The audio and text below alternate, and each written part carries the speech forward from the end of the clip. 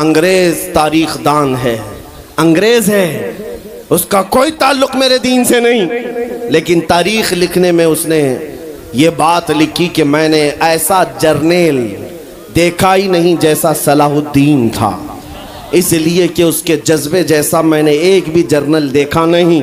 एक बार का वाकया लिखा है कि 12,000 की फौज थी सलाहुद्दीन के साथ, 12,000 की फौज थी सलाहुद्दीन अय्यूबी के साथ, और जिस वक्त वो मैदान में उतरा मुकाबिल में सलीबियों की तादाद 4 लाख की थी, 4 लाख की थी। 4 लाख की तादाद देखकर ना वो घबराया ना भागा, पलटकर अपनी फौज से पूछा क्या मशवरा है तुम्हारा, मुकाबिल में उतरे या नहीं उतरे। सलाहुद्दीन के लश्करी और उसके नौजवान सिपाही आम लोग नहीं थे, जज्बा जवान था। अर्ज किया है सलाहुद्दीन हमारे सिपह सालार, रसूलुल्लाह के सहाबा तादाद देखकर उतरते थे तो हम भी तादाद देख के उतरेंगे, अगर नबी के सहाबा तादाद नहीं देखते थे तो हम भी इस तादाद का कोई परवाह नहीं करेंगे। सलाहुद्दीन उनकी बातों को लेकर उतर तो पड़ा। तारीख लिखने वाला अंग्रेज आदमी है, कहता है मुकाबला कर लेना और बात होती है, लेकिन 4 लाख को तितर बितर करके रख देना तारीख की अलग बात होती है। सलाहुद्दीन के इस कारनामे के बाद वो अंग्रेज तारीखदान कहता है हमारे इलाकों में हाल ये हो गया था, हमारे यहाँ की माएँ अपने बच्चों को थपकियां देकर सुलाती थी और ये कहती थी कि बेटा सो जा नहीं तो सलाहुद्दीन आ जाए। सुभान अल्लाह, सुभान अल्लाह। ये मैं इसलिए बातें अर्ज कर रहा हूं कि सलाहुद्दीन अय्यूबी की ताकत वो उनकी अपनी बॉडी की ताकत नहीं थी, वो ना ही किसी जगह से वर्जिश करके हासिल की हुई ताकत थी। सलाहुद्दीन की ताकत इश्क़ मुस्तफ़ा की वजह से थी, वो मोहब्बत रसूल का पैकर था।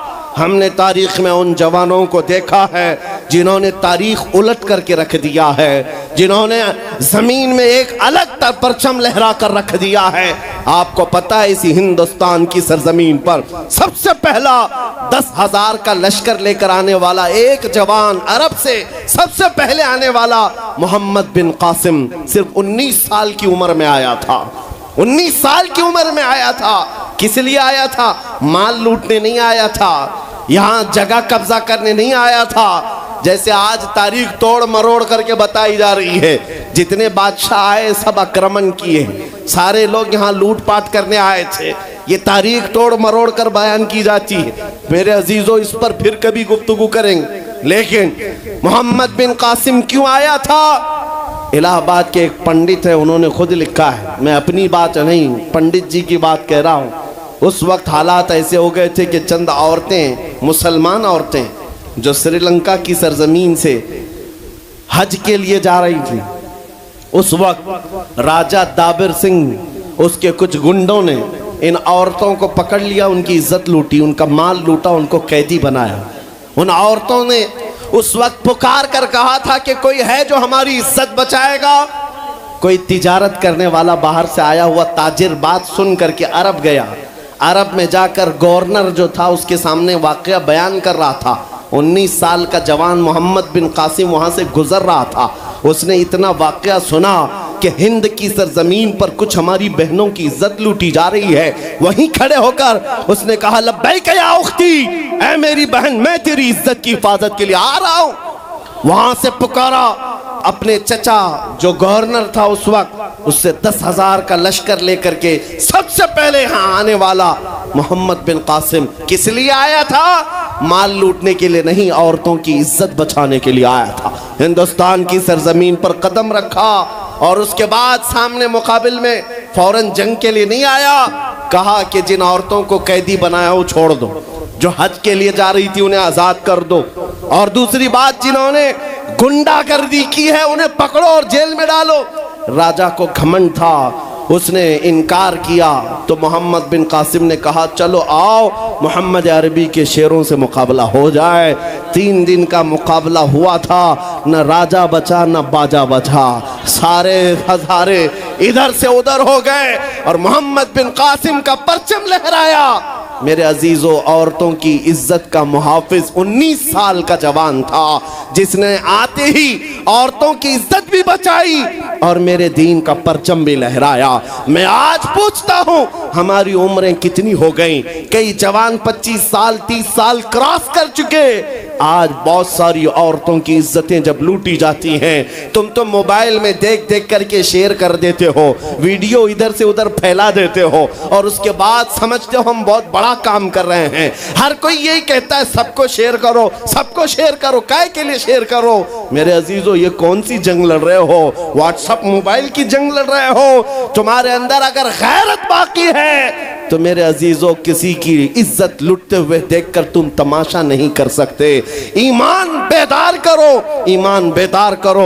ये आज हालात क्यों आए? इमाम गजाली की एक बात मैं सुनाता हूँ। बहुत सालों पहले उस इमाम ने कहा था, 1000 साल पहले तकरीबन, उस इमाम ने कहा था जब इस उम्मत के सामने उनके रसूल की तौहीन हो रही हो और उम्मत खामोश बैठी रहे तो चंद दिन इंतजार करें, इनकी माँ और बहनों को बाजार में लाकर नीलाम किया जाएगा, इनकी माँ और बहनों की इज्जत लूटी जाएगी और ये कुछ ना कर सकेंगे, इनके बच्चों को मारा जाएगा और ये कुछ ना कर सकेंगे।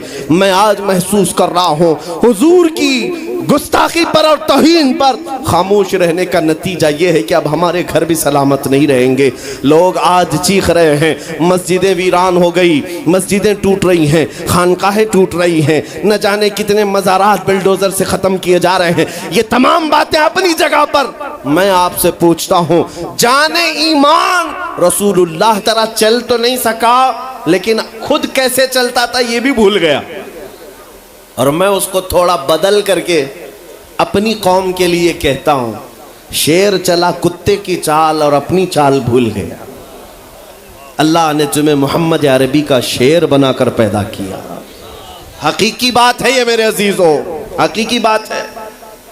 एक जिनके यहाँ कीड़े बहुत ज़्यादा होते हैं वो मेरे साथ छेड़खानी कर रहे थे। 2 दिन कबल की बात है, मैंने किसी जगह तकरीर किया तो मुझे छेड़खानी कर रहे थे। हमारे दीन से कोई ताल्लुक़ नहीं। मैंने किसी छोटे दज्जाल के बारे में कहा तो उन्हें बड़ी लग गई थी।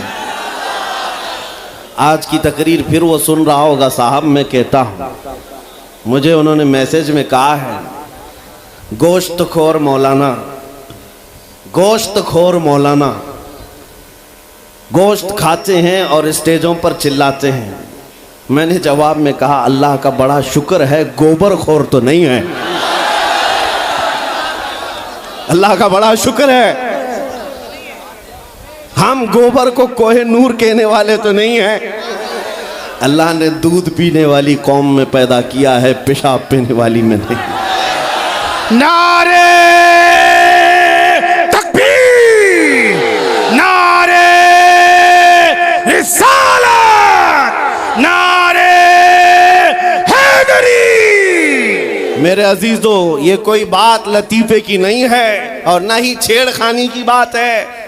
मैं उनसे कहता हूँ, हमें छेड़ो मत, हम अपने नबी की बात करते हैं, हम अपने नबी की बात करते हैं और जहाँ फिर तुम छेड़ोगे तो फिर हम अपने तौर पर जवाब भी देते रहेंगे इंशाअल्लाह। इसलिए कि अपनी अपनी किस्मत की बात है। मुझे गोश्त खोर मौलाना कह रहे हो और ख़ुद की हालत मालूम नहीं है। अल्लाह करीम का शुक्र है कि हमने दुनिया में देखा है गोश्त खाने वाला भी शेर ही हुआ करता है और गोबर खाने वाला सूअर तो नहीं है। अल्लाह का बड़ा करोड़ा एहसान है। मैं उन बातों में नहीं आ रहा, लेकिन एक बात ज़रूर कहना चाहता हूँ, सुनियो एक बात, कि दुनिया 1000 ताने दे, हमें फ़र्क नहीं पड़ना चाहिए, अपने नबी के अखलाक को खुल कर कहना है। मैं आपसे पूछता हूँ, क्या हमारा ये ईमान है या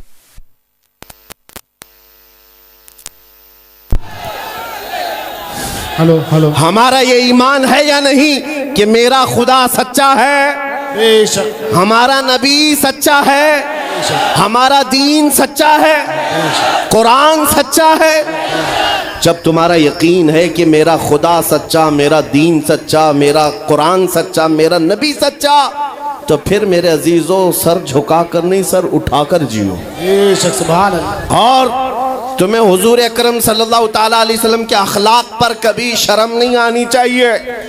कोई टोपी पर, कोई दाढ़ी पर ताने मारता है तो उसको नजरअंदाज करो, इसलिए कि मरने के बाद इस कीड़े को मुंह नहीं दिखाना है, आमिना के लाल को मुंह दिखाना है।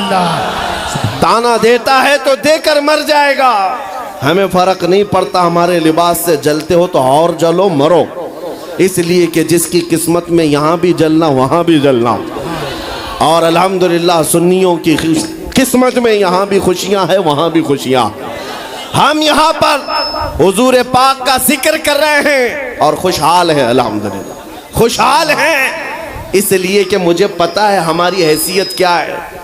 खुशहाल हैं, आप भी हम हैं। ये छोटी मोटी शिकायतें तो सब करते हैं आप, कि बीमारी है, घर में खाना पानी नहीं है, धंधा नहीं चल रहा है, बिजनेस नहीं चल रहा है, सब लॉस में है, जॉब नहीं है, सब शिकायतें तुम्हारी है, हमें पता है। मेरे अजीजों, हम तो बार बार ये रोना रोते हैं, हम बड़ी कमज़ोर कौम हैं, हम बड़ी कमज़ोर कौम हैं, हम बड़ी कमज़ोर कौम हैं। लेकिन मीडिया के दज्जाली कुत्ते बार बार भौंक भौंक कर बताते हैं तुम कुछ हो, तुम कमज़ोर नहीं हो। 24 घंटे हम पर डिबेट होता है कि नहीं होता है? कुल मिलाकर हम पर ही डिबेट। अरे मियाँ, यहाँ तो इलेक्शन भी कैंपेनिंग के लिए हम हैं। हमारे मुद्दे को लेकर के ही सबको लड़ाना है, सबके दरमियान। मैं आपसे ये कहता हूँ, ये बातें यूं ही नहीं, वो बार बार तुम्हें भौंक कर बता रहे हैं तुम कुछ हो, लेकिन तुम कहते हो नहीं मैं कुछ नहीं हूँ, हम कमज़ोर हैं। वो कहते हैं नहीं कमज़ोर नहीं, तुम कुछ हो। एक तरफ तो कहते हैं कुछ नहीं है, सब बिखरे हुए लोग हैं, पंचर पुत्र भी कहते हैं, लेकिन फिर हम उनसे कहते हैं मियाँ पंचर पुत्र है तो 24 घंटे डिबेट हम पर क्यों करते हो? डर किस बात का है? किस बात का डर है? क्या दूसरी और कौमें नहीं हैं जिसको निशाना बनाओगे? अरे 70 कौमें मौजूद हैं, लेकिन हमें पता है तुम्हारी आंखों में अगर कोई चुभता है तो गुलाम मुस्तफ़ा ही है, इसलिए कि उन्हें भी तारीख पता है। ये अगर निकल पड़े हैं सहरा से बगैर चप्पल के, पैबंद लगे कपड़ों से, तो कैसर और किसरा को भी धूल चटा सकते हैं। वह दुनिया की सुपर पावर ताकतों को घुटने टेकने पर मजबूर करने वाली कौम वो उमर बिन खत्ताब के शागिर्द थे, सहाबाए कराम थे। दुनिया को तारीख पता है कि ये जिस दिन पढ़ने लग गए खालिद बिन वलीद को, जिस दिन ये पढ़ने लग गए सलाहुद्दीन अय्यूबी को, जिस दिन इनको कोई कहने लग गया कि तुम्हारा कोई शिहाबुद्दीन गौरी भी था, तुम्हारा कोई औरंगजेब भी था, तो फिर ये मुर्दा और मुरझाई हुई कौम दोबारा उठने लग गई तो अच्छे अच्छों की नींद हराम हो सकती है। इसीलिए कहा जाता है मुसलमानों के मोहल्ले में नशा बांटो, मुसलमानों को नशा करवाओ, नशा बेचने वाले यही, नशा करने वाले यही, इसलिए कि ये जब तक नशा में रहेंगे हम सुकून से रहेंगे, और जिस दिन ये उठ गए तो दूसरों के सुकून के लाले पड़ जाएंगे। इसलिए मेरे अजीजों, मैं तुम्हें बेदार करने के लिए आया हूँ और दुनिया की नजरों में खटकता रहूंगा, लेकिन मेरे पास जितना भी वक्त मौजूद है मैं खामोश नहीं रहूंगा इंशाअल्लाहुल अज़ीज़। कल को भी अगर मेरी फांसी हो जाए मुझे इस बात की परवाह नहीं है, दुनिया से जाएंगे। हमारे एक के मर जाने के बाद उन कुत्तों से कहता हूं कि इसको ये मत समझ लेना कि इस्लाम खत्म हो जाएगा, मुझ जैसे 1000 कट भी जाएं तब भी हम नारा यही लगाएंगे, इस्लाम जिंदा होता है हर करबला के बाद। नारे तकबीर, नारे रिसालत, शहंशाह खिताबत, शेरे हिंदुस्तान सलमान मुफ्ती सलमान हजारी साहब किबला। सुभान अल्लाह, सुभान अल्लाह। मेरे अजीजों, बात आज ईमान की है। मैंने आज तक किसी तकरीर में किसी को असलहा उठाने की बात नहीं की, मैंने कभी किसी को बंदूक बारूद चाकू तलवार की बात नहीं की, और ना ही हमें जरूरत है। मेरे अजीजों, हम तो चाहते हैं कि तुम इश्क रसूल का जामा पहन लो, हुजूर की मोहब्बत का लिबास पहन लो। मेरे अजीजों, चाकू ब्लेड भी उठाने की जरूरत नहीं, तुम्हारे चलते फिरते देखकर कितने कीड़े फना हो जाए। हाँ, सिर्फ तुम्हारी चलत फिरत से कई कुत्ते नालियों में मर जाएं। सबको समझ में आती है बात। और जिन लोगों ने मुझसे पूछा था बार बार, आप कुत्ते किसको कहते हैं, मैंने कहा कोई सुन्नी मुझसे पूछा ही नहीं, किसी ने मुझसे पूछा ही नहीं। ये सारी तकरीरें सुन रहे हैं, आपने पहले ही पूछा तो कहीं ऐसा तो नहीं कि जख्म पर जाकर बात लगी हो। खैर मेरे अजीजों, आपको मैं बारहा बेदार इस बात के लिए करना चाहता हूं, हुजूर के अगर गुलाम हैं तो पूरे गुलाम बनो, पूरे गुलाम। आज के दिन अगर एक नौजवान भी ये अहद कर लिया कि मैंने अपनी मर्जी से बहुत जिंदगी गुजारी है, अपनी लाइफ में बहुत इंजॉय किया है, लेकिन आज के दिन से ये तय करूंगा कि जीऊंगा तो मेरे नबी की मर्जी से जीऊंगा, जिसने भी तय कर लिया, मैं समझता हूं कि ये जलसा वसूल हो गया, हुजूर के कदमों में पहुंच गया। मैं बताओ ए नौजवानों, बचा क्या है हमारी जिंदगी में और क्या बाकी है, क्या चाहिए तुम्हें? पूरी दुनिया तुम नाक रगड़ रगड़ कर हासिल कर भी लिए तो एक दिन तो मौत आनी है, एक दिन तो दुनिया से जाना है। सारी दौलत छोड़कर जाओगे, इस बात पर सबका यकीन है। तुमने खुद अपने हाथों से कितने मुर्दे दफनाए, तुमने कितने लोगों की कब्रों को खुद अपने हाथों से बंद किया। आज जो ये आंखें खुली हैं अचानक बंद कर दी जाएंगी, ये धड़कनें रुक जाएंगी, तुम हाथ पैर भी नहीं उठा सकते, और ये पूरे लोग उठाकर तुम्हें इतनी छोटी कब्र में डाल कर आते हैं जहां करवट लेने की भी जगह नहीं, सांस और हवा के लिए कोई रोशनदान नहीं, खिड़की नहीं। इतने घने अंधेरे के अंदर तुम तन्हा होते हो। उस कब्र के मुतालिक सोचो, वहां मुनकर नकीर जिसके बारे में पूछ रहे होंगे वो ताजदार मदीना की जात होगी। हुजूर के बारे में तुमसे पूछा जा रहा है कि तुम उनके बारे में क्या कहते थे। इसलिए सुन्नियों, आज ही हम तैयारी क्यों ना कर लें कि कल को कब्र में हमसे फरिश्ते पूछें इनके बारे में क्या कहते थे, तो वहां पुकार कर नकीरैन से कहना तुम पूछ रहे हो इनके बारे में क्या कहते थे, अरे मर के पहुंचा हूं यहां इस दिलरुबा के वास्ते। सुभान अल्लाह, सुभान अल्लाह। मर के पहुंचा हूं यहां इस दिलरुबा के वास्ते। है शबे गौर भी उसी गुल से मुलाकात की रात। अजीजा ने गिरामी वकार, आज ले उनकी पनाह, आज मदद मांग उनसे, कल न मानेंगे कयामत में अगर मान गया। सिर्फ मैं तुम्हारे उन अखलाक की बात कर रहा हूं, बड़े दर्द दिल से कह रहा हूं। आ जाओ वापस उस नुक्ते पर जहां मेरे नबी ने हमें छोड़ा था, आ जाओ उस रास्ते पर जिस पर चलने वालों पर अल्लाह ने इनाम नाजिल किया है। आपको पता है वो सहाबा कराम, ताबईन और औलिया कामिलीन का रास्ता था कि जिनके बारे में इकबाल ने कहा, दी अजाने कभी यूरोप के कलीसाओं में तो कभी अफ्रीका के तपते हुए सहराओं में, दश्त तो दश्त है दरिया भी न छोड़े हमने, बहरे जुल्मात में दौड़ा दिए घोड़े हमने, आ गया ऐन लड़ाई में गर वक्त नमाज, किबला रूहों के जमीन बोस हुई कौमे हिजाज। एक ही सब में खड़े हो गए महमूद आयाज, न कोई बंदा रहा न कोई बंदा नवाज। यह हमारी तारीख थी, यह हमारी तारीख थी। मोहम्मद अरबी सल्लल्लाहु तआला अलैहि वसल्लम के गुलामों की तारीख थी। वो जिस जगह जाते थे परचमे इस्लाम लहराते थे, जहां चल पड़े हवाओं का रुख मोड़ दिया, आंधियों को तोड़ दिया, समंदरों में रास्ता बना लिया। अरे दरिया दजला में घोड़े दौड़ा दिए। ये नबी पाक के गुलाम थे, दुनिया उनसे खौफजदा थी। क्या था उनका नारा? उनका नारा ये था, टल न सकते थे जंग में अगर अड़ जाते थे, पांव शेरों के मैदान से उखड़ जाते थे। अरे हक से सरकश हुआ कोई तो बिगड़ जाते थे। तेग क्या चीज है, हम तोप से भी लड़ जाते थे। नारे तकबीर, नारे रिसालत। देखो देखो कौन आया, देखो देखो कौन आया। तवज्जो की बात है, हम उस कौम के वारिसीन में से हैं दुनिया जिनकी तारीख जानती है। आपको पता है अंग्रेज तारीख दान है, अंग्रेज है, उसका कोई ताल्लुक मेरे दीन से नहीं, लेकिन तारीख लिखने में उसने ये बात लिखी कि मैंने ऐसा जर्नेल देखा ही नहीं जैसा सलाहुद्दीन था, इसलिए कि उसके जज्बे जैसा मैंने एक भी जर्नल देखा नहीं। एक बार का वाकया लिखा है कि 12,000 की फौज थी सलाहुद्दीन के साथ, 12,000 की फौज थी सलाहुद्दीन अय्यूबी के साथ। और जिस वक्त वो मैदान में उतरा, मुकाबिल में सलीबियों की तादाद 4 लाख की थी, 4 लाख की थी।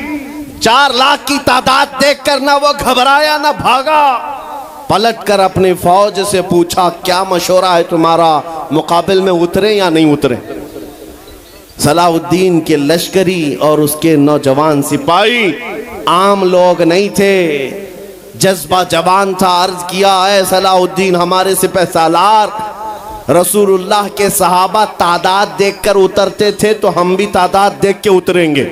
अगर नबी के सहाबा तादाद नहीं देखते थे तो हम भी इस तादाद का कोई परवाह नहीं करेंगे। सलाहुद्दीन उनकी बातों को लेकर उतर तो पड़ा। तारीख लिखने वाला अंग्रेज आदमी है, कहता है मुकाबला कर लेना और बात होती है, लेकिन 4 लाख को तितर बितर करके रख देना तारीख की अलग बात होती है। सलाहुद्दीन के इस कारनामे के बाद वो अंग्रेज तारीखदान कहता है हमारे इलाकों में हाल ये हो गया था, हमारे यहाँ की माएँ अपने बच्चों को थपकियां देकर सुलाती थी और ये कहती थी कि बेटा सो जा नहीं तो सलाहुद्दीन आ जाए। सुभान अल्लाह, सुभान अल्लाह। ये मैं इसलिए बातें अर्ज कर रहा हूं कि सलाहुद्दीन अय्यूबी की ताकत वो उनकी अपनी बॉडी की ताकत नहीं थी, वो ना ही किसी जगह से वर्जिश करके हासिल की हुई ताकत थी। सलाहुद्दीन की ताकत इश्क़ मुस्तफ़ा की वजह से थी, वो मोहब्बत रसूल का पैकर था। हमने तारीख में उन जवानों को देखा है जिन्होंने तारीख उलट करके रख दिया है, जिन्होंने जमीन में एक अलग परचम लहरा कर रख दिया है। आपको पता है इसी हिंदुस्तान की सरजमीन पर सबसे पहला 10,000 का लश्कर लेकर आने वाला एक जवान, अरब से सबसे पहले आने वाला मोहम्मद बिन कासिम सिर्फ 19 साल की उम्र में आया था। 19 साल की उम्र में आया था। किस लिए आया था? माल लूटने नहीं आया था, यहाँ जगह कब्जा करने नहीं आया था। जैसे आज तारीख तोड़ मरोड़ करके बताई जा रही है, जितने बादशाह आए सब आक्रमण किए, सारे लोग यहाँ लूटपाट करने आए थे।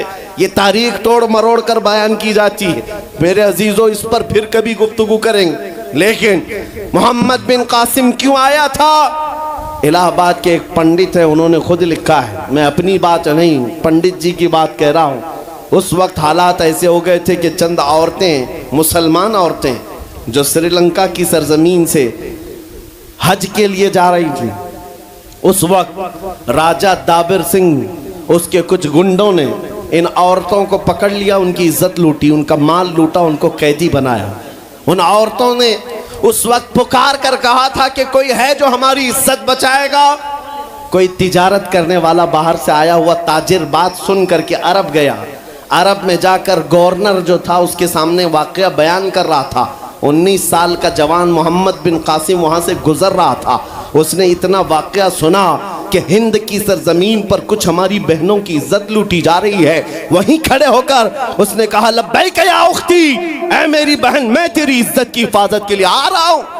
वहाँ से पुकारा अपने चचा जो गवर्नर था उस वक्त, उससे 10,000 का लश्कर लेकर के सबसे पहले यहाँ आने वाला मोहम्मद बिन कासिम किस लिए आया था? माल लूटने के लिए नहीं, औरतों की इज्जत बचाने के लिए आया था। हिंदुस्तान की सरजमीन पर कदम रखा और उसके बाद सामने मुकाबिल में फौरन जंग के लिए नहीं आया। कहा कि जिन औरतों को कैदी बनाया वो छोड़ दो, जो हज के लिए जा रही थी उन्हें आजाद कर दो, और दूसरी बात जिन्होंने गुंडागर्दी की है उन्हें पकड़ो और जेल में डालो। राजा को घमंड था, उसने इनकार किया तो मोहम्मद बिन कासिम ने कहा चलो आओ मोहम्मद अरबी के शेरों से मुकाबला हो जाए। 3 दिन का मुकाबला हुआ था, न राजा बचा न बाजा बचा, सारे हजारे इधर से उधर हो गए और मोहम्मद बिन कासिम का परचम लहराया। मेरे अजीजों, औरतों की इज्जत का मुहाफिज 19 साल का जवान था, जिसने आते ही औरतों की इज्जत भी बचाई और मेरे दीन का परचम भी लहराया। मैं आज पूछता हूं, हमारी उम्रें कितनी हो गई? कई जवान 25 साल 30 साल क्रॉस कर चुके। आज बहुत सारी औरतों की इज्जतें जब लूटी जाती हैं, तुम तो मोबाइल में देख देख करके शेयर कर देते हो, वीडियो इधर से उधर फैला देते हो और उसके बाद समझते हो हम बहुत बड़ा काम कर रहे हैं। हर कोई यही कहता है सबको शेयर करो, सबको शेयर करो। काय के लिए शेयर करो? मेरे अजीजों, ये कौन सी जंग लड़ रहे हो? व्हाट्सएप मोबाइल की जंग लड़ रहे हो? तुम्हारे अंदर अगर गैरत बाकी है तो मेरे अजीजों, किसी की इज्जत लुटते हुए देखकर तुम तमाशा नहीं कर सकते। ईमान बेदार करो, ईमान बेदार करो। ये आज हालात क्यों आए? इमाम